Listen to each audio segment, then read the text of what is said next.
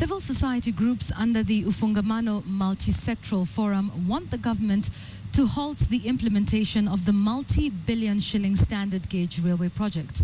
They argue that the project is unnecessary and that the country can still achieve the benefits envisaged under the project by upgrading the current railway infrastructure. The meeting of the Ufungamano multi-sectoral forum was called to deliberate on the concerns surrounding the standard gauge railway project. We do not know the terms of borrowing for this project. What are we borrowing at? What is the interest rate? What are the currencies involved? Proponents of the project argue that standardization will enable transportation of cargo at 80 kilometers per hour, and the rail track will be able to handle a 25-ton axle load. However, analysts who addressed the multi-sectoral forum argue the new railway is not necessary. We can get those same performance parameters, 80, 25, 120, by upgrading our existing railway.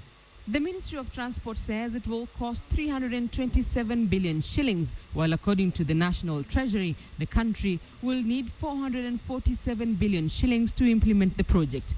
Analysts say it will be much cheaper to upgrade the existing railway system and still achieve the benefits of a standard gauge railway. The cost per kilometer of track that we would need to spend to move our existing meter gauge rail to the parameters we have just discussed is $0.49 million per kilometer, about 40 million Kenya shillings per kilometer. And if you multiply that with Mombasa and Nairobi, we should be talking about 20 billion shillings. The analysts say the project is economically unviable and will increase the country's debt by 30%. They insist it is really not an issue of infrastructure, but rather governance by the Kenya Railways Corporation. Even if we do whatever standard, whatever size of rail, we have not solved the problem of the performance of the operator. The Ufungamano multi-sectoral forum now wants the government to disclose all information on the project and ensure public participation.